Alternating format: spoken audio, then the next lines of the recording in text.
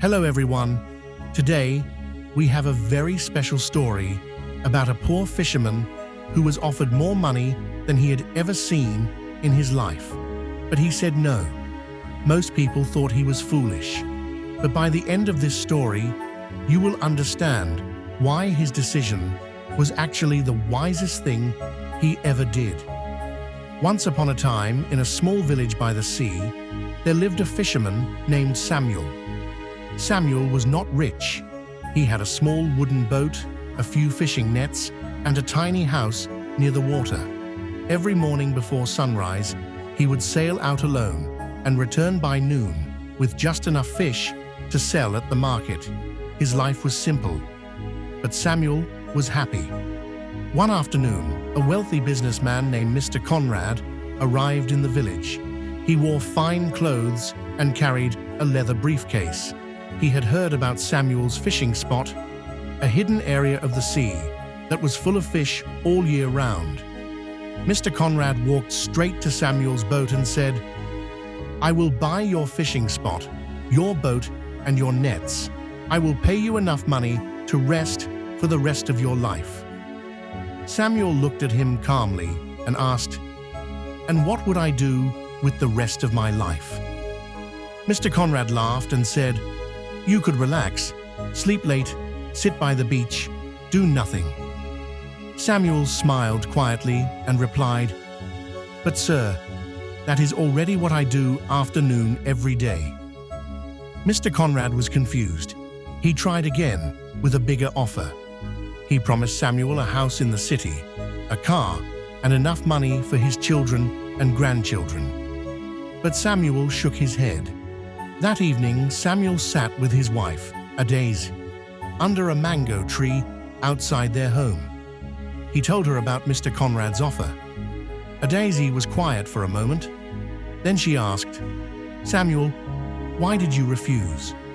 Samuel looked at the sea and said, "That businessman wants to buy everything I have so that one day, if he works very hard, he can enjoy what I already enjoy today.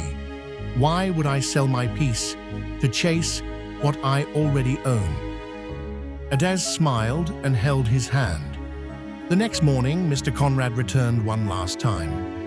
This time, he did not bring an offer. He sat beside Samuel on the beach and watched the waves in silence. After a long time, he spoke softly. "Samuel, I have spent 30 years building my business. I wake up at 5 a.m. I sleep at midnight. I have missed my children growing up. I have missed sunsets. I have missed quiet mornings just like this one." He paused. "I came here to buy your fish, but now I think you are the rich one, not me." Samuel nodded gently and said, "Wealth is not what you collect.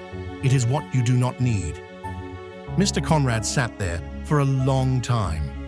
When he finally stood up to leave, he looked smaller somehow, quieter, like a man who had just learned something that no amount of money could have taught him. Samuel never sold his boat. He never moved to the city. Every morning he sailed out before sunrise. Every afternoon he rested. Every evening he sat with Daisy under the mango tree. He lived simply.